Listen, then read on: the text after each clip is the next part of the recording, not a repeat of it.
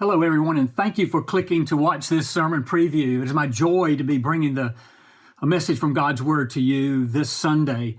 John, last Sunday, in very capable fashion, concluded our study of the book of Acts. And so, as our church enters a new era, as we transition to having our new lead pastor, Jason Purdy, come, I prayed and sought the Lord about what would be a good passage to preach this Sunday, and he pointed me to another of Luke's writings. Luke, of course, wrote the book of Acts, and so he pointed me to Luke's Gospel, chapter 9, verses 57 through 62.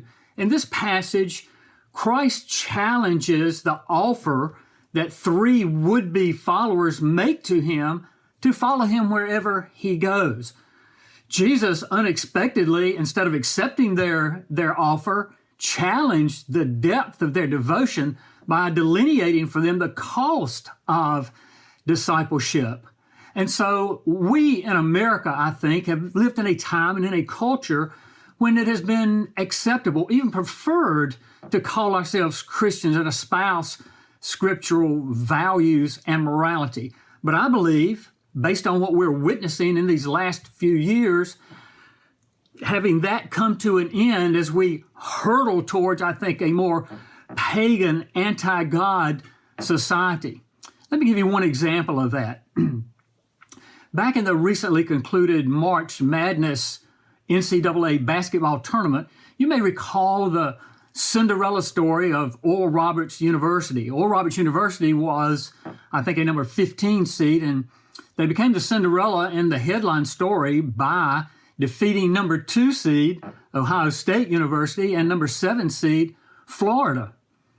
There was a writer for USA Today Sports that wrote an article, and this was the title of it. I'm going to read it so I don't make a mistake here.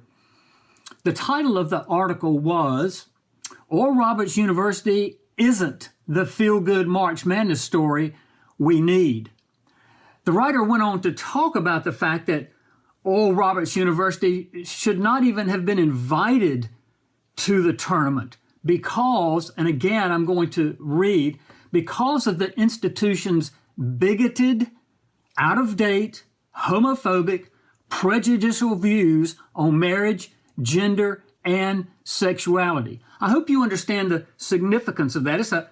It's a gauntlet being thrown down. The views that Oral Roberts University has in regard to the things that she mentioned are no different than the perspectives and views and values of all 6 Southern Baptist Convention seminaries, most churches and institutions, and us as individuals. And so make no mistake about it, if they are going to come after Oral Roberts University for those views, they will come after others that have those views and already are coming after others with those views. Al Mohler, the president of Southern Baptist Seminary, said, make no mistake, this may be about Oral Roberts University today, but the same will be said about you, your school, your church, and your organization tomorrow. You can count on it. When that time comes, what will we do as professed disciples and followers of Christ?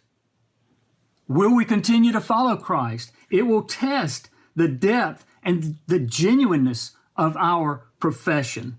And so that's what Christ does in these verses before us this Sunday. So will you take time to read Luke chapter 9, verses 57 through 62? Hope to see you this Sunday.